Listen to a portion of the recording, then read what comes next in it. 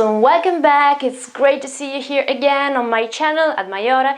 This is Sarah again, and today I'm going to talk about two very tricky verbs. They're two irregular verbs and they sound, well, they look quite similar, but actually they mean two different things, and they are two irregular verbs with completely different forms. So I know they can cause a lot of mistakes, but let's try to explain them, and I'm sure you will never make mistakes again using these two verbs. The first one is lay, and the second one is lie. So we can already get the fact that the sound is quite similar. But actually they mean two different things, and being irregular verbs, they have also completely different forms for the simple past and the past participle. The first verb is lay, laid, laid. Okay? So lay, obviously the infinitive, laid, simple past, and laid again for the past participle. You can find the pronunciation written here above in the International Phonetic Alphabet. So lay, obviously, it's both American and British English. Oh yes, here in brackets you can find another possible pronunciation. This is just an American pronunciation, but it is very uncommon. It's very rare. So I would suggest you, if you're not American people, basically, to just forget about it. But I also know that you can find it on dictionaries, you can find it on maybe apps, okay, for translations like, I don't know, word reference or similar. So you have to know that it exists, and I try to be as detailed as possible while making this video, so I have to tell you that this exists. You can find it, but it is so rare. So just stick with the first one, okay? So just use the first one, which is lay. The other one, the uncommon one, is la, but it is absolutely uncommon. So yes, this is just for the record, I can say so. And then the other two forms, laid and laid. What does it mean? First of all, this is a verb that we use with an object. It must, can, or must, depends on the situation, have an object. Okay, this is very important because the other one, we have no possible object. So this is the first important difference. The meaning is to put something down, okay, to put something down carefully, okay, so there is also this exception, okay, carefully, in a flat position, so in this position here, horizontal, okay. So to put something down, and you are usually quite careful. For example, when you're laying down, I don't know, baby or something quite fragile, or anyway. Yes, there is this exception, okay, of being anyway quite careful and paying attention. Anyway, let's see an example here. Shall I lay the tray on the bed? Shall I lay the tray on... Oh, I didn't mean to make the rhyme, but okay. It happened. Lay the tray on the bed. So obviously when I lay a tray, okay, a tray is in a flat position. I won't lay that in vertical position, obviously, on the bed. So I am obviously laying that, putting it down carefully, because probably there is something on the tray, I don't know, the breakfast or something, so I have to be careful when I do that, and this is in this position, obviously.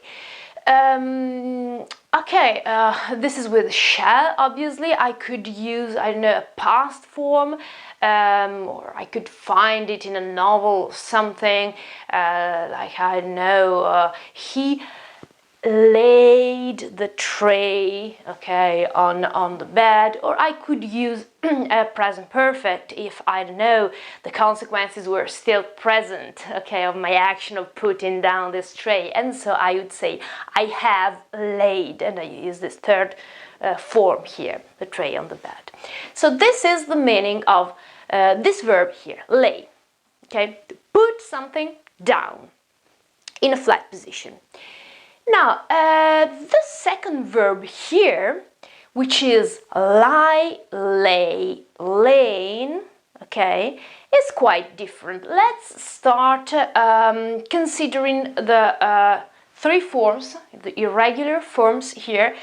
Pay attention here, because I know the simple past is exactly the same as the infinitive of the other verb, but they are two completely different verbs, okay? So try not to make confusion here, because I know, they are quite meant to create confusion, but actually they are two completely different things. So lie, lay, lane. Now the pronunciation here, and you find it written here again with the phonetic alphabet, international phonetic alphabet, the pronunciation of the first form here is lie, both in American and British English, and then in brackets you find another situation like the other one before, so an American pronunciation which is extremely rare. So I would tell you, again for the record, but just skip it. You know it exists, good, but you just use the first one, which is lie. Anyway, it exists, it is lee, lee. You may find it, okay, on the internet or wherever, so you have to know it exists, basically. Then the second one, lay, exactly same pronunciation as before, and lane. Also in this case, the standard pronunciation is lane, and it is the correct one. There is also an American possibility to say lan, but just don't use it, okay? It exists, and I'm not saying it doesn't, but lane is the most common pronunciation. Lie, lay, lane.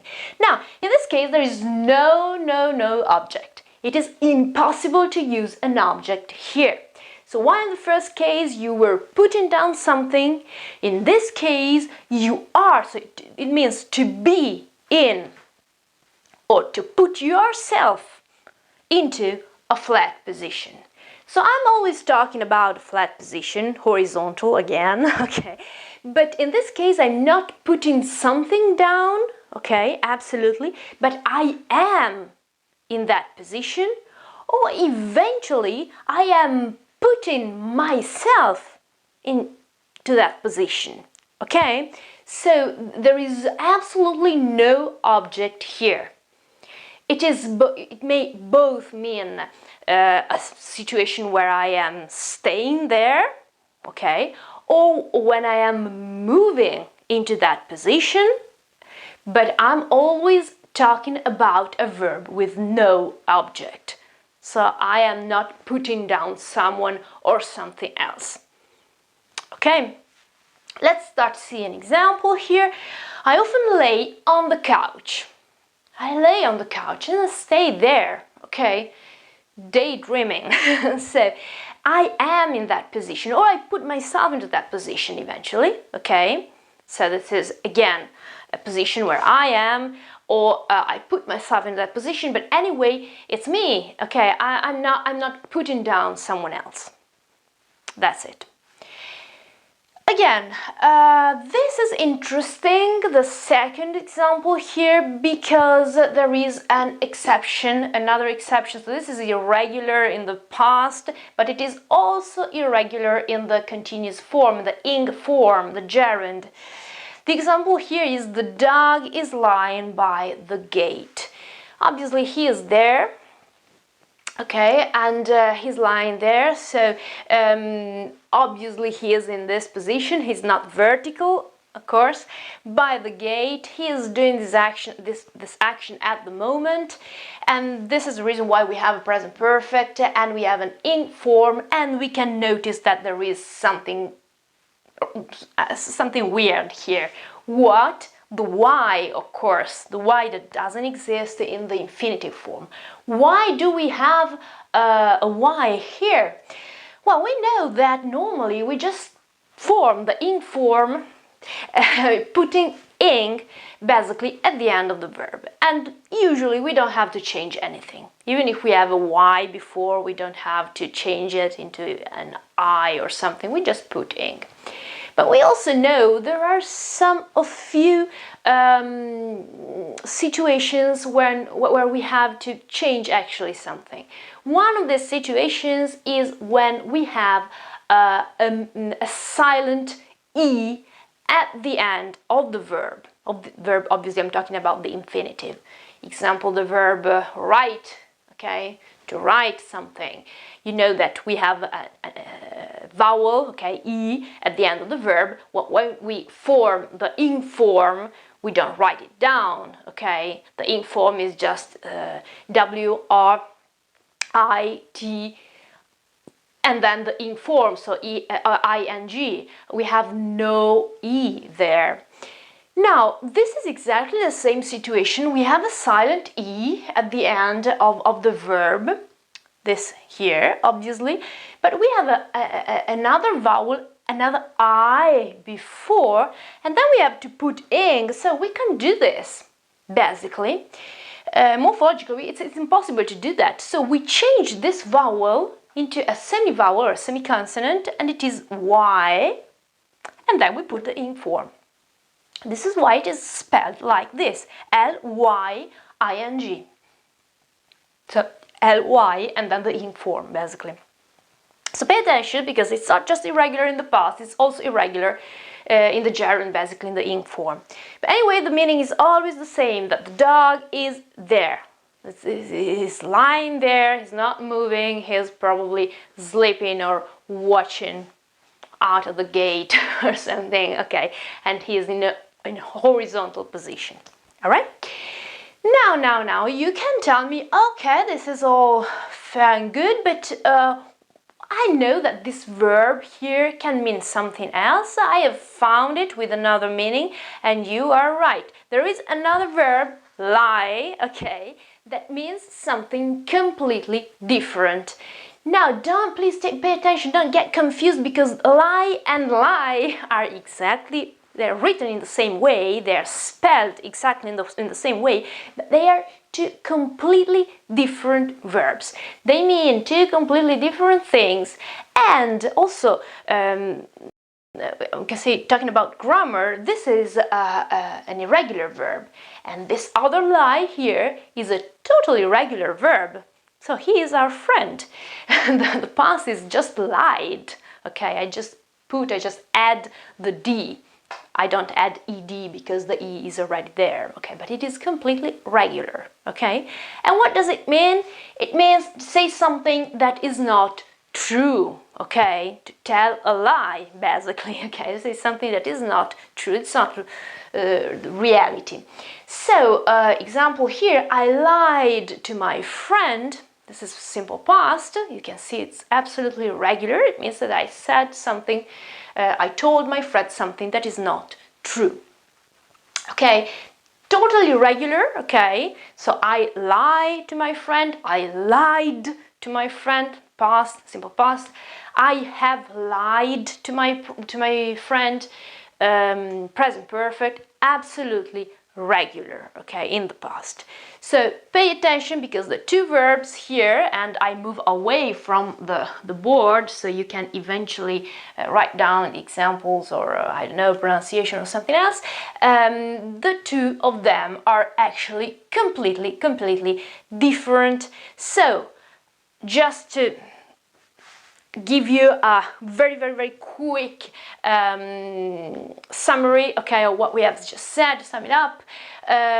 Lay and lie, two different verbs, okay, both irregular. The first one is lay, laid, laid, okay, and it means to put something down in a flat position, and it is obviously followed by an object.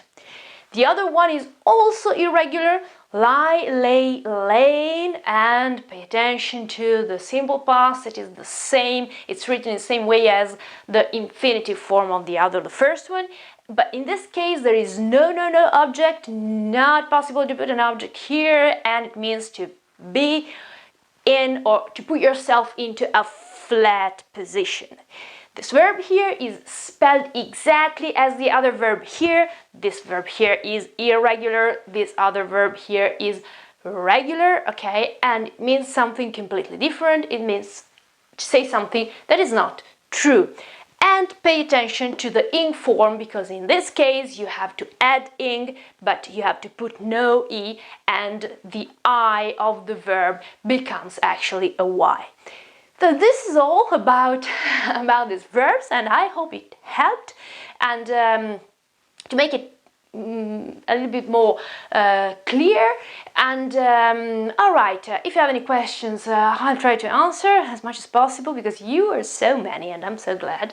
If this was interesting or useful for you, please give me a like and subscribe my channel, and come back here. I'll be waiting for you with new contents about English language, German language, English literature, American literature, German literature, Italian language for foreigners. So I'm Italian, so if you want to learn some Italian, just stick around and we'll learn it together.